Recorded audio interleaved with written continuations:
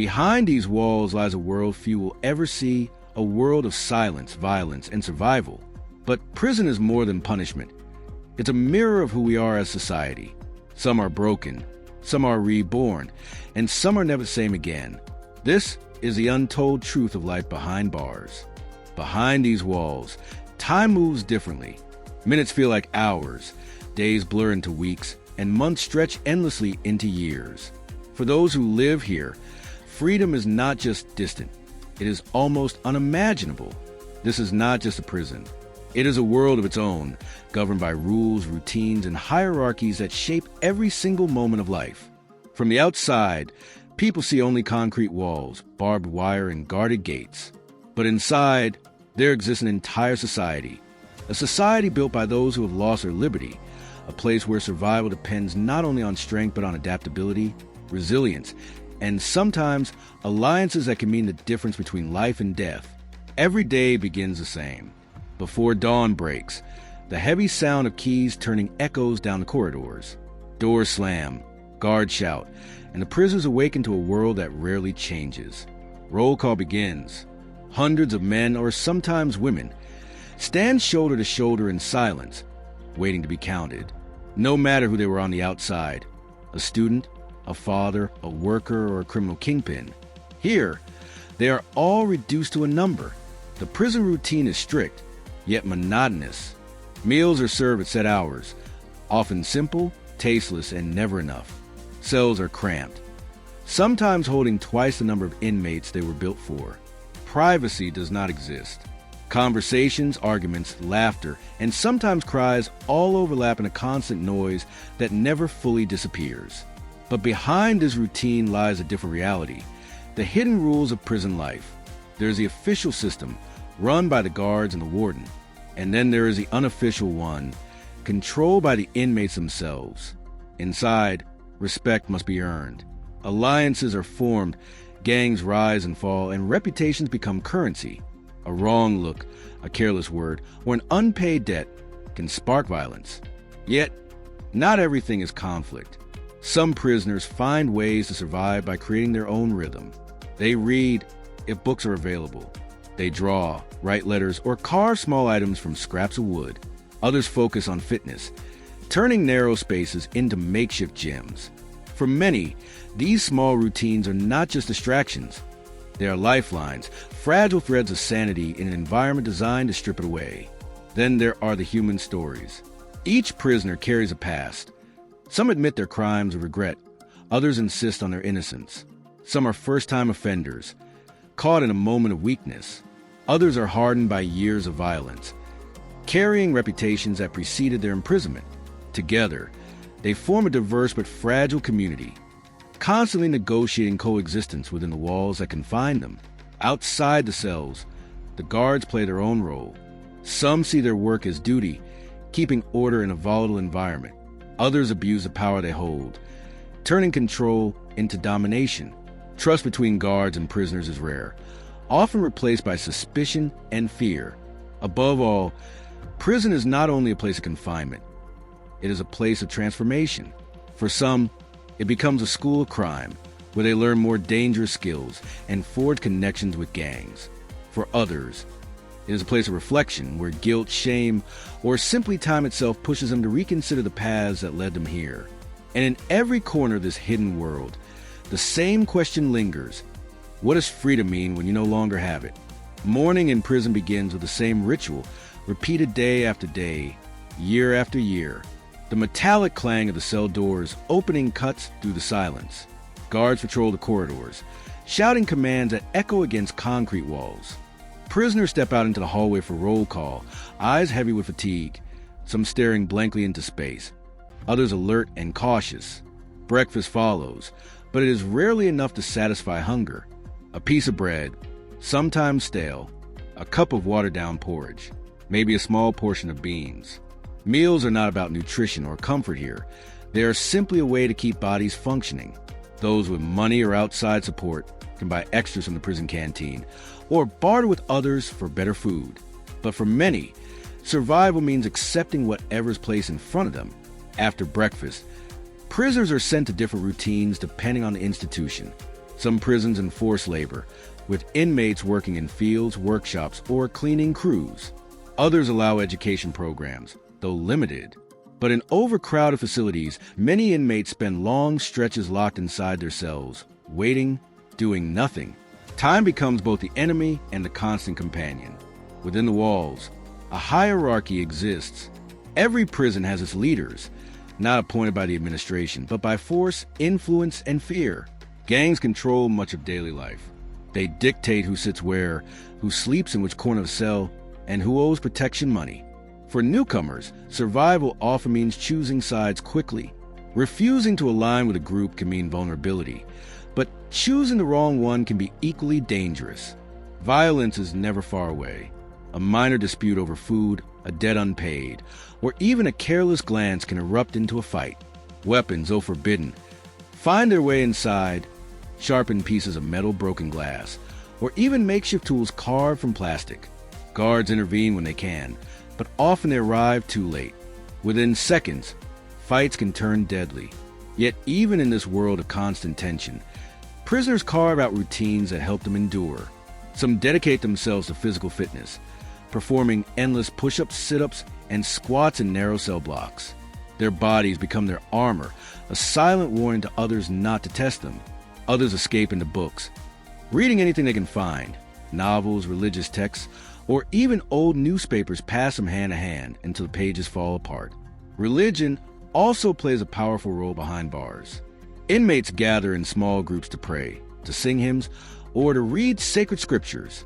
For many, faith becomes the only source of hope, the only light in an otherwise dark existence.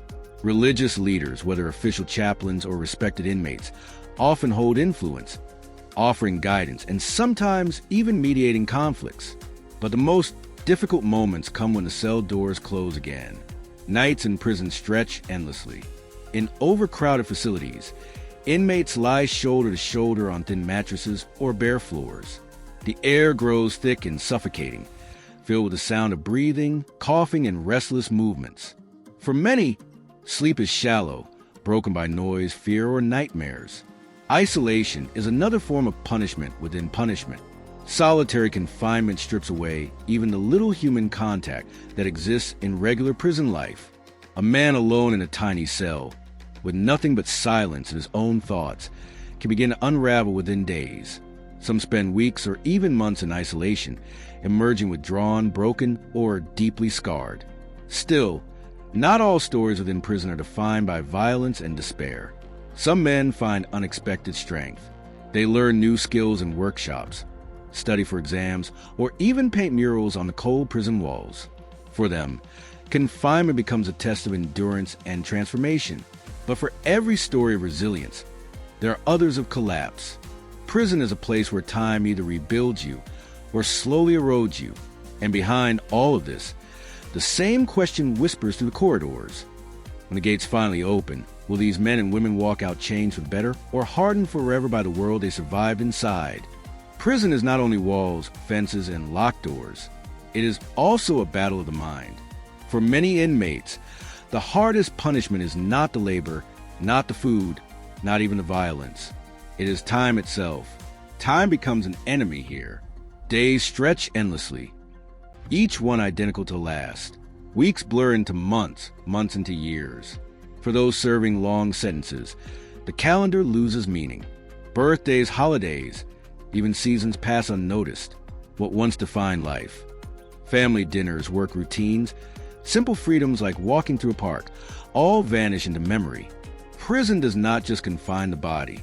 It traps the mind in a cycle of repetition that wears down even the strongest spirit. Loneliness creeps in quietly. Even in overcrowded cells, a person can feel completely alone. Conversations are shallow, often about survival, debts, or prison politics. Real trust is rare. Letters from family arrive less often as time passes. Visits grow fewer.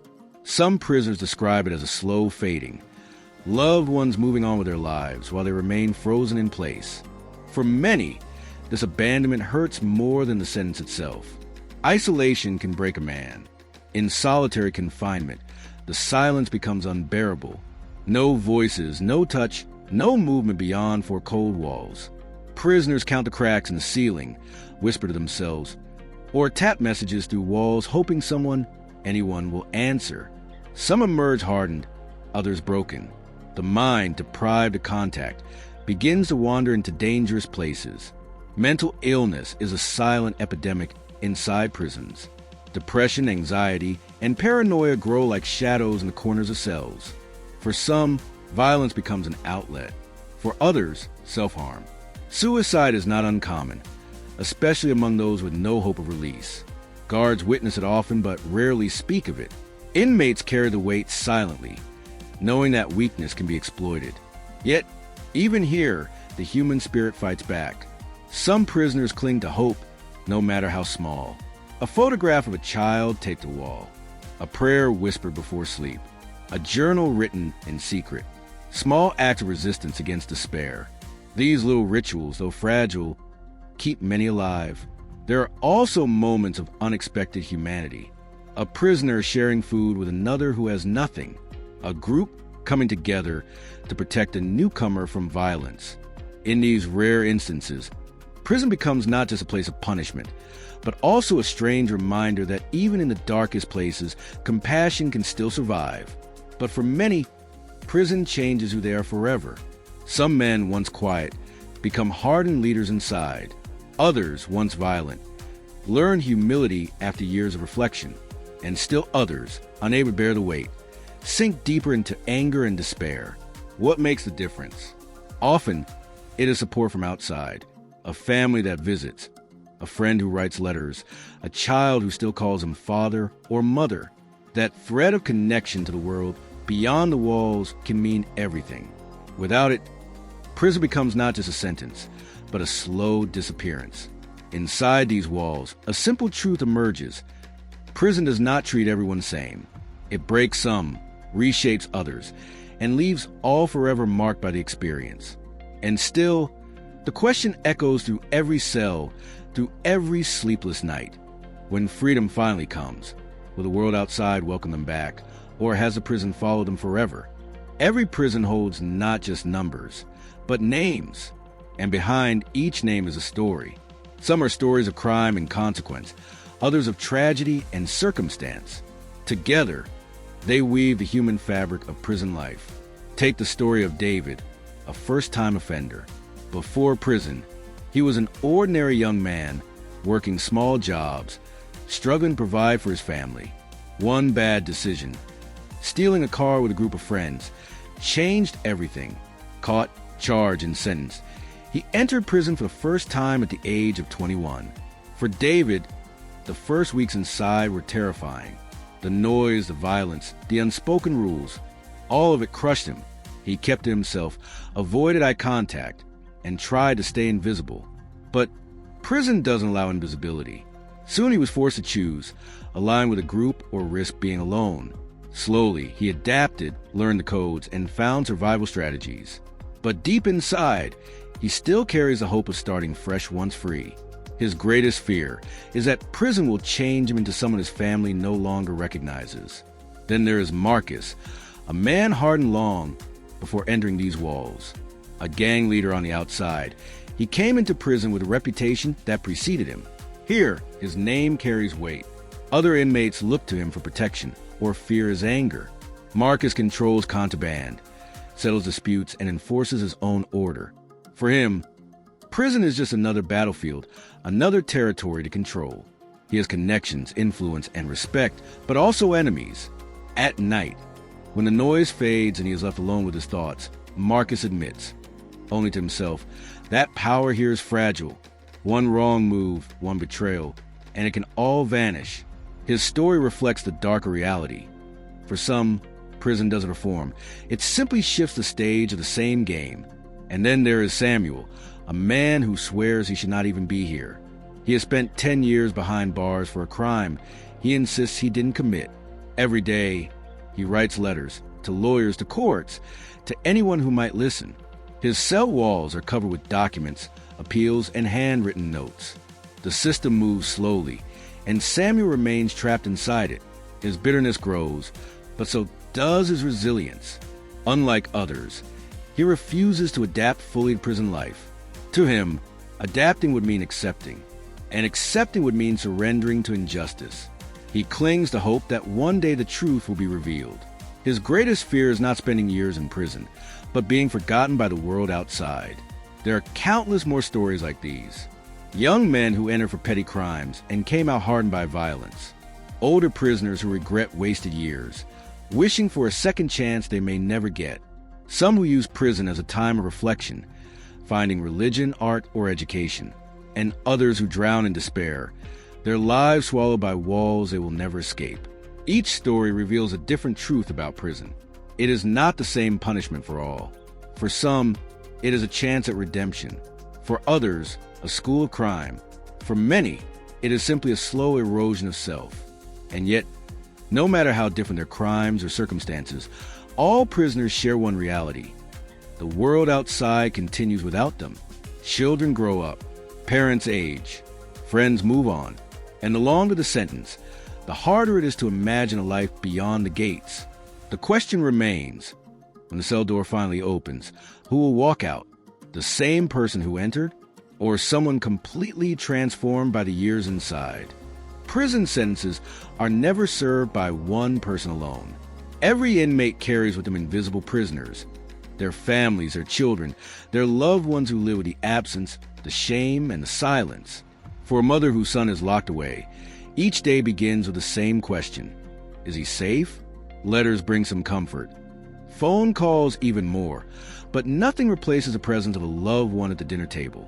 Parents grow older, waiting for the day they will see their child free again. Some live long enough to witness it. Others pass away with the burden still heavy on their hearts. For children, the impact is even greater. A father or mother behind bars is not just missing from birthdays or school events. They are missing from the very foundation of a child's life. Visits to prison are often confusing and frightening. A child might see their parent only through glass, speaking into a phone, unable to hug them. Others grow up carrying the stigma, whispered about at school, treated differently by neighbors. Some follow in the footsteps of their parents, repeating cycles of crime. Others vow to break free, determined never to end up behind the same walls. But all of them are shaped forever by the absence. Wives and husbands left behind also face a heavy burden, raising children alone, struggling financially, fighting loneliness. Some remain loyal, waiting years, holding on to the hope of reunion. Others move on, building new lives, leaving the inmate with another wound to bear. In many ways, imprisonment tests not just the individual, but every relationship they once had. And beyond families, entire communities feel the weight of incarceration. In some neighborhoods, nearly every household knows someone who's been inside. Streets empty of fathers, brothers, and sons become more vulnerable to poverty and crime. The prison system, instead of repairing lives, sometimes deepens the very wounds it was meant to heal. When prisoners are finally released, the world they return to is not the one they left. Technology has advanced. Children are grown. Friends are gone. And the stigma remains. No matter the crime, society rarely forgets. A man looking for work is judged by his record. A woman trying to rebuild is treated with suspicion. Reintegration is one of the hardest battles. Harder, some say, than surviving prison itself. Yet, there are those who succeed. With support, with determination, with faith, some former inmates rebuild lives they once lost. They become fathers again, mothers again, workers, leaders, mentors. They use their stories to warn others, to guide young people away from the path that led them inside. For them, prison is not just a punishment. It becomes a turning point of their lives. But for many, freedom is an illusion. The prison follows them, not in bars and walls, but in stigma and memory. They carry the weight of their years like shadows, visible in every interaction, every opportunity denied. And so, when we speak of prison, we must remember it is not just about those locked inside. It is about families torn apart, children growing up too soon, communities struggling with absence, and societies deciding whether they believe in punishment alone or in the possibility of redemption. Prisons are not the same everywhere. The way a society treats its prisoners says a great deal about what it values: punishment, control, or the possibility of change. In some countries, prisons are built as fortresses of discipline.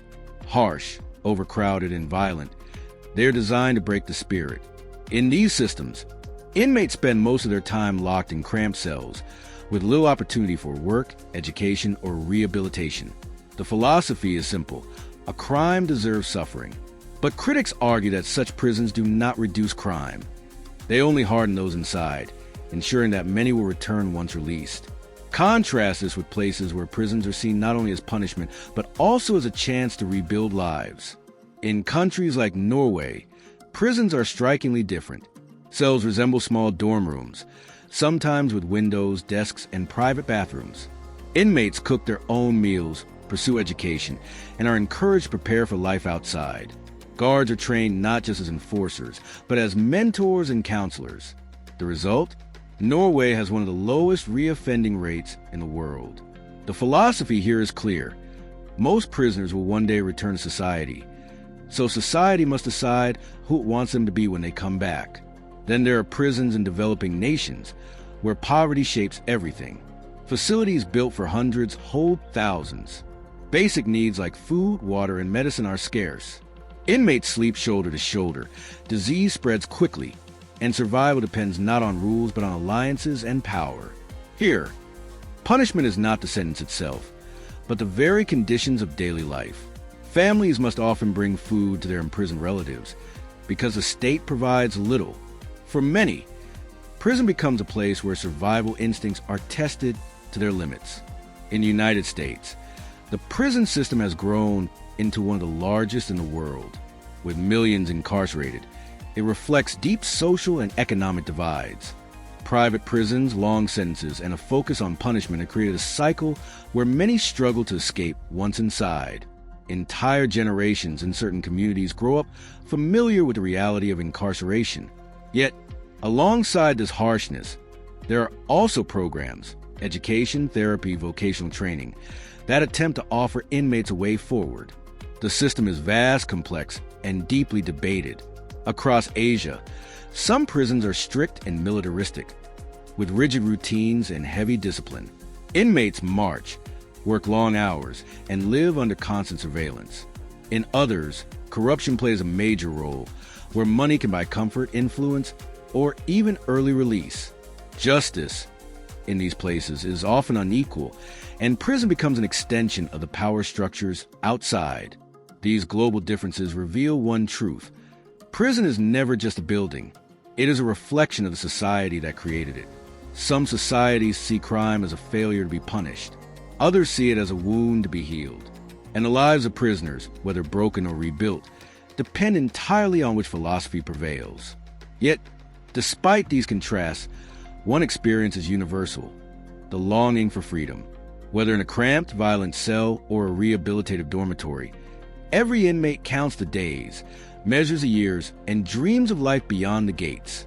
Freedom, for those outside prison walls, it is so ordinary that it often goes unnoticed. Walking down a street, buying food when you're hungry, calling a friend, feeling the sun on your face whenever you choose. These are everyday acts so simple that few stop to think about them. But for someone inside prison, freedom is no longer ordinary. It becomes a dream, a hope, a lifeline. Prisoners speak often of freedom, but each imagines it differently.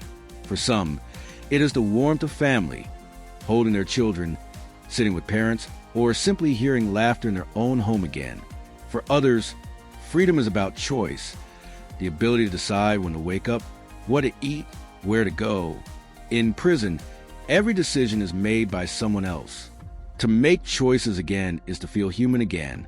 And yet, freedom is also frightening. For those who have spent years, even decades, behind bars, the outside world changes faster than they can imagine. Technology evolves. Cities grow. Loved ones move on. The moment of release, long awaited, can also bring shock. A man who entered prison before smartphones may step out into a world where everything is digital, where even paying for food requires technology he has never used. The world has not waited for him. Then there is emotional weight.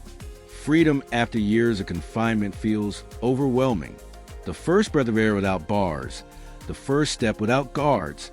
Many describe it as dizzying, unreal, even terrifying. Some cry. Some remain silent. Some cannot believe it is real until hours later. But freedom is not always what they imagine. The stigma follows. A record makes jobs hard to find, relationships difficult to rebuild. Many return to the same neighborhoods that once led them into crime.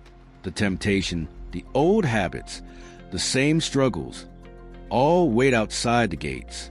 Without support, some find themselves back inside within months. And yet, freedom also brings stories of redemption. A father reunited with his daughter after years of absence. A mother returning home determined never to leave her children again. A man who studied law in prison and now works to help others wrongly accused.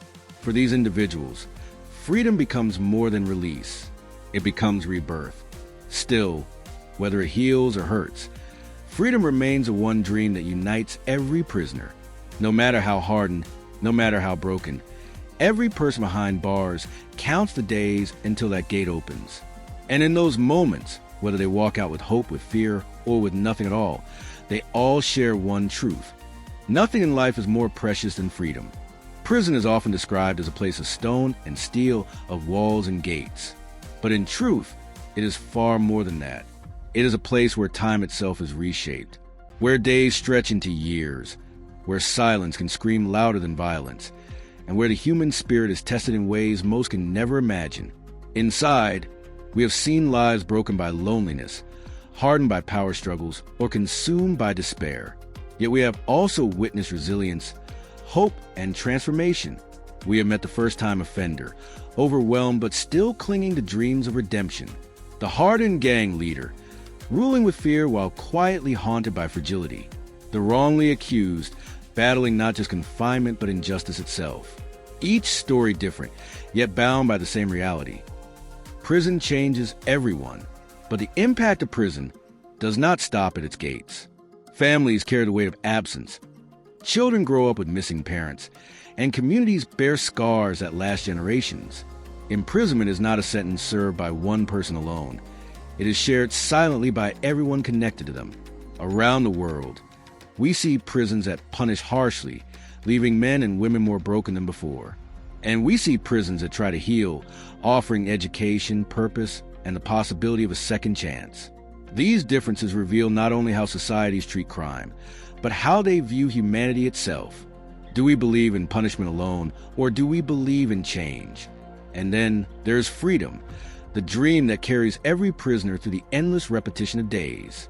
Freedom imagined as a hug, a choice, a walk beneath the open sky. Freedom that can heal, but also overwhelm. Freedom that is never the same as it was before prison. Because whether a person leaves broken, bitter, or reborn, prison follows them, in memories, in scars, in the way society sees them. This is the truth of prison life. It is not just bars and guards, not just crime and punishment. It is a mirror, reflecting who we are, what we fear, and what we choose to believe about justice, forgiveness, and humanity. So as the gates close behind today's inmates and open tomorrow for others, one question remains. When we look at prisons, are we simply punishing, or are we also willing to give space for redemption? The answer, perhaps, says more about us than it does about them. Thank you for staying with us through this journey. If you found this documentary meaningful, share your thoughts in the comments below. We'd love to hear your perspective. And don't forget to subscribe to our channel for more stories like this, where we dive deep into the hidden realities of our world.